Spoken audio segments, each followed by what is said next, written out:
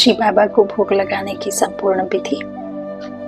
ओम शांति। मनुष्य कहते हैं कि हम जीने के लिए खाते हैं, परंतु आज के जीवन में कुछ ऐसा दिखने लगा है चारों तरफ कि आज का इंसान जैसे कि खाने के लिए ही जी रहा हो।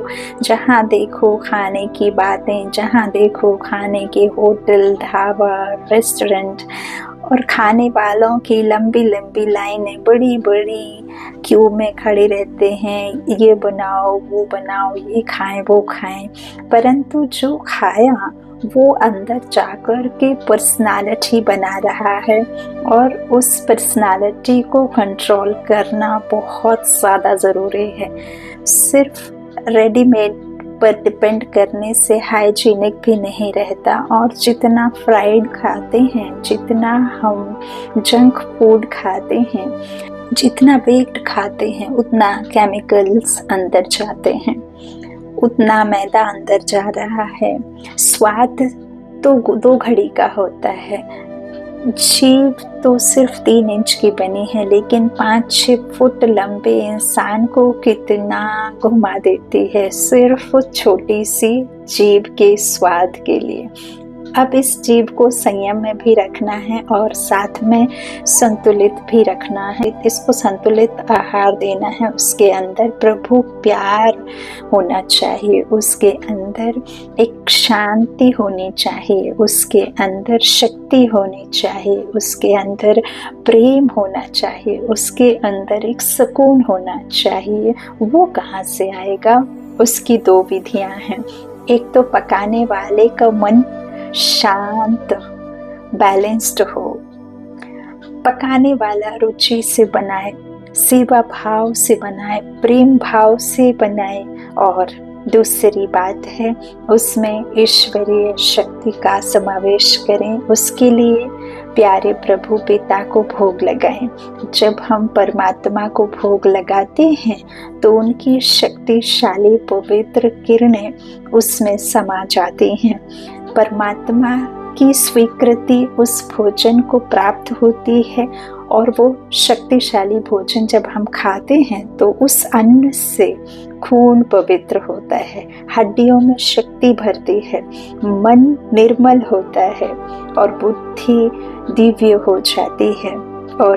और जो भगवान को भोग लगाने के लिए भोजन बनाया गया, ज़रूरी बात है उसमें ये ज़रूरी बात है कि उसमें प्याज और लहसुन का प्रयोग नहीं किया जाता है। प्याज के अंदर कुछ एक ऐसी केमिकल्स रहते हैं, ऐसा तीखापन होता है जो अंदर के हार्मोनल सिस्टम्स को इफ़ेक्ट करता है, हमारी ग्लैंड्स इफ़ेक्टेड होती हैं। कुछ उसमें केमिकल्स ऐसे होते हैं जिसका ख़ास इफ़ेक्ट एडिनल ग्लैंड के ऊपर जाकर पड़ता है, जिससे एडिनली हार्मोन्स का सिक्रेशन बढ़ता है और काम उत्तेजना बढ़ती है, क्रोध की वृद्धि बढ़ती है। तो सॉफ्ट टेस्ट वर्ड्स जो सात्विक टेस्ट स्वीकार कर सके, अच्छा फलों का, प्रसाद का, उससे भी आप जो टेस्ट ग्रैंड कर सकें, सैलेड से भी टेस्ट मिल सके, जीभ से नष्ट हो जाता है। इसलिए जब भोग बनाना है, प्रसाद बनाना है, भगवान को स्वीकार कराना है, तो उसमें इस तरह की तीखी वस्तुओं का भी प्रयोग ना करें, यही सजेस्टेड। फिर पूछा जाएगा भोग कैसे लगवाना है। पहले तो मूर्ति को छुआ दिया जाता था और सोचते थे भोग लग गया। अब वास्तव में योग लगाना भी एक मेडिटेशन का प्रोसेस है। भोग लगाने टाइम आपने जो भोजन पकाया है शक्ति से, वो अलग एक शुद्ध बर्तनों में डालें। सब जो भी आप तैयार करते हैं, दाल, चावल, चपाती, आप छोटे छोटे बर्तन में छोटे छोटे ढक्कन के साथ में एक अलग प्लेट ले लें, उसमें डाल करके ढक दें।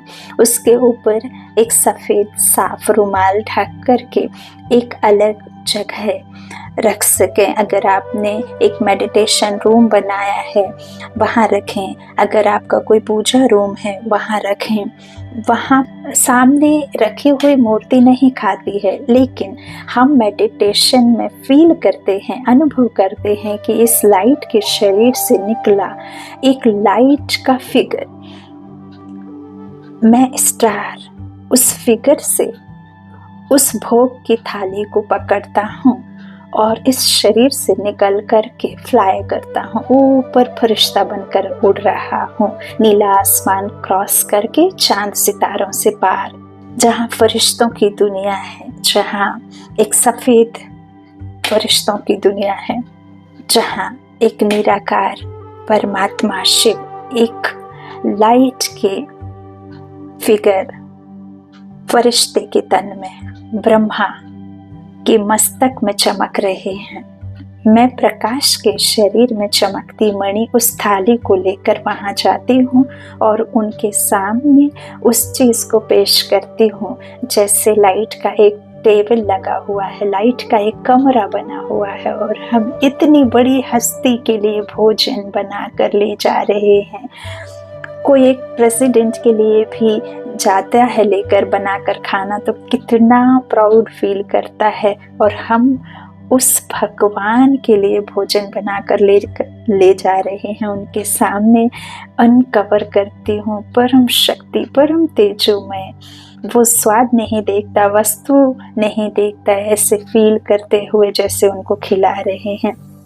पक्की बात है वो नहीं खाते, लेकिन वो मेरी भावनाओं को स्वीकार करते हैं और उनको खिलाने की भावना भी उसमें समा जाती है और उनका तेज प्रकाश शक्तिशाली किरणें उसमें समाती हैं और महसूस करती हूँ कि भगवान खुद मेरा पिता बन गए।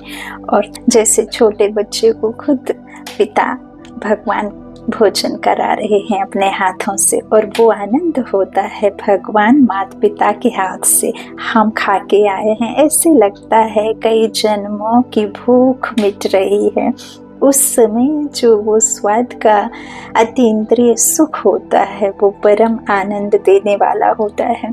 महसूस करती हूँ परमात्मा ज्योति स्वरूप निराकार शिव उस लाइट के फिगर उस फरिश्ते में ब्रह्मा की आँखों से मुझे देख रहे हैं। उनकी दिव्य शक्तियाँ मेरे अंदर समाती जा रही हैं और वो भोजन भी चार्ज हो गया और ये देह भी चार्ज हो गई।